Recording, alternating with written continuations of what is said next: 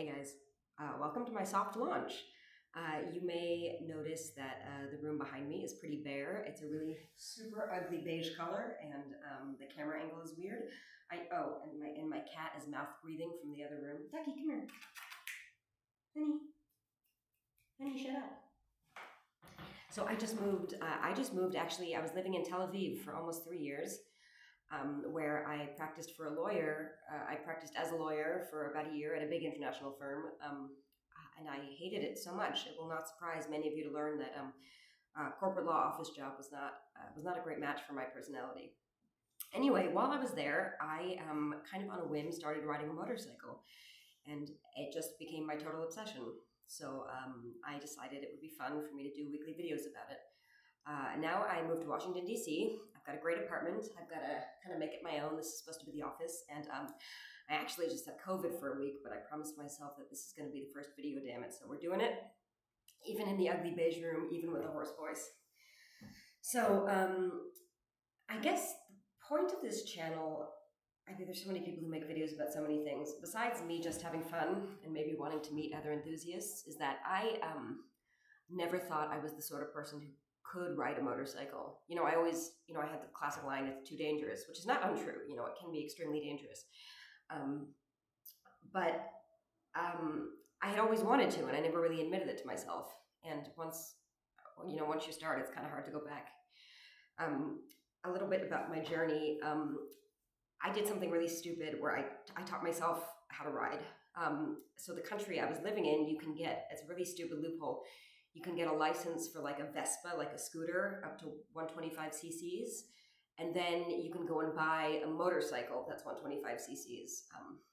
So I did that, but I had a good reason. It's because when I went to go and take motorcycle lessons on a 500, I kept dropping the bike. It was just way too big for me. And I asked the teacher there, I was like, do they make smaller bikes? And he was like, he thought about it. He was like, no, not really, which is bullshit. I was like, I cannot be the shortest person to ever ride a motorcycle. There's no way this is possible. Sure enough, ultimately I learned on a much smaller bike, but not until I was sold a bike that was too big for me. It was, I think, extremely irresponsible of them to sell it to me. I was on a Zontes G1 Scrambler, and if I can find it, there's a photo of me on the bike at the store wearing heels. You can see I had no idea what I was doing. I dropped the bike about 5,000 times, gotten several accidents at 0 miles per hour, meaning a car kind of tipped into me or a car stopped short and I wasn't balanced yet, so I fell over. Anyway, I joined a couple of, riding groups and women's groups and got advice. And so I did a riding safety course, which was amazing. It taught you how to look and, how to balance a little bit. I took private lessons with a guy named Ronnie, who I'll mention a lot. He really saved my life. I remember the first time I rode over to him, I accidentally got on the highway. And I was like, that was the fastest I'd ever gone. And again, it was kilometers over there, so I can't tell you how fast it was in miles, but not very fast, because on my 125, maybe I had to go 50 miles an hour. And I thought I was going to die. Anyway, and I got off the highway and I pull into the gas station where I'm meeting this guy, and I'm like this. And at that point, I couldn't even stop the bike without it falling over. But so I stopped the bike, and I'll have to ask him what his impression of me was, but I just looked like this scared little raccoon. Anyway, so I got to know my Zontes G1 Scrambler, which was a pretty good bike. I think, at least for a beginner, really smooth.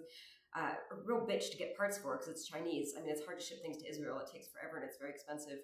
And then I got my, and there are separate license classes in Israel also. So then I went up a license where I could get up to 500 cc's.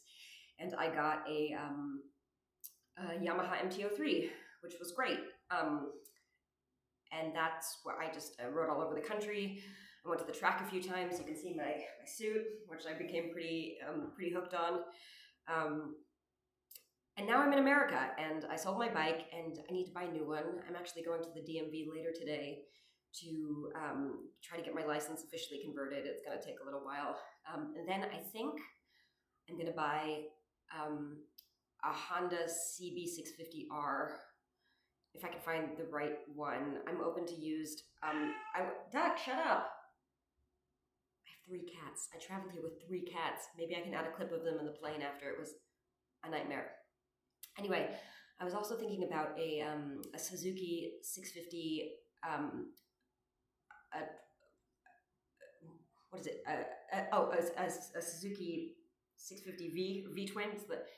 Whatever. So it's a twin engine versus a 4-cylinder. Neither of which I've been on. The MT-03 is a 2-cylinder. So I'm told they all have got different feels. And yeah, so I'll see who wants to let me test ride once I do have a license. But God, I'm really going nuts without wheels. Yeah, so I wanted to keep this short. I'll try and take you guys motorcycle shopping with me, and